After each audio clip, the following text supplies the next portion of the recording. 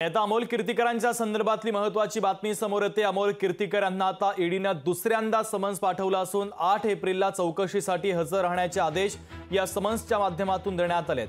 तर अमोल कीर्तीकरांना कथित खिचडी घोटाळा प्रकरणाच्या संदर्भात हे समन्स पाठवण्यात आलंय। अमोल कीर्तीकर शिवसेना उद्धव बाळासाहेब ठाकरे पक्षाचे नेते आहेत। तर ऐन लोकसभा निवडणुकीच्या दरम्यानच अमोल कीर्तीकरांच्या अडचणी वाढण्याची शक्यता आहे। तर महत्त्वाची बातमी आपण पाहतोय, अमोल कीर्तीकर यांना आता ईडीने दुसऱ्यांदा समन्स पाठवलेलं आहे। तर 8 एप्रिलला आता चौकशीसाठी हजर राहण्याचे आदेश देखील या दुसऱ्या समन्सच्या माध्यमातून देण्यात आले। अमोल कीर्तीकरांना कथित खिचडी घोटाळा प्रकरणी आता हे समन्स पाठवण्यात आलंय। तर अमोल कीर्तीकर शिवसेना उद्धव बाळासाहेब ठाकरे पक्षाचे नेते आहेत। त्यांना पक्षाच्या वतीने लोकसभेची उमेदवारी देखील जाहीर करण्यात आली आहे। ऐन लोकसभा निवडणूक तोंडावर असताना आता अमोल कीर्तीकरांच्या अडचणीमध्ये वाढ होण्याची शक्यता वर्तवली जाते आहे। त्या दिवशी देखील त्यांच्या कोकणातल्या घरी ईडीच्या वतीने छापेमारी करण्यात आलेली होती आणि त्यानंतर आता ईडीने दुसऱ्यांदा त्यांना समन्स पाठवलेलं आहे।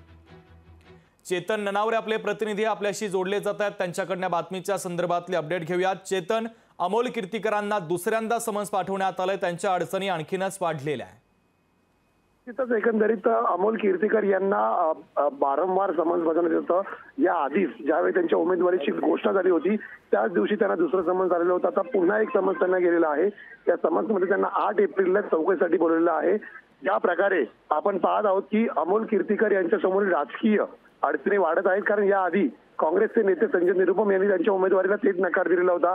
खिचडी घोटाळ्यातील आरोपीची मी कुठल्याही प्रकारचा प्रचार करणार नाही अशी भूमिका निरुपम यांनी घेतलेली होती आणि या अडचणीतून कुठेतरी कीर्तीकर सावरत असताना आता पुन्हा एकदा ईडीचे समन्स आलेले आहे। 8 एप्रिलला त्यांना चौकशीला जावं लागणार आहे। जरी मुंबईतील ज्या निवडणुका आहेत त्या 20 एप्रिलला पार पडणार, 20 मे रोजी पार पडणार असल्या तरी ही तयारी आतापासून सुरू झालेली आहे आणि अशा धामधुमीमध्ये कुठेतरी आता त्यांना चौकशीला सामोरं जावं लागणार आहे आणि कुठेतरी खिचडी घोटाळ्यामध्ये त्यांच्या आरोपांवरती ईडी त्यांच्या मागे ससेमिरा लावताना पाहायला मिळत आहे आणि म्हणूनच कुठेतरी मतदारसंघामध्ये प्रचार करतानाही त्यांना या गोष्टीमुळे अडचण निर्माण होऊ शकते। ठीक आहे चेतन, महत्त्वाचे अपडेट या बातमीच्या संदर्भात पोहोचवलेले आहेत, तुर्तास धन्यवाद। लोकशाही मराठी ऐका, पहा, जागरूक रहा।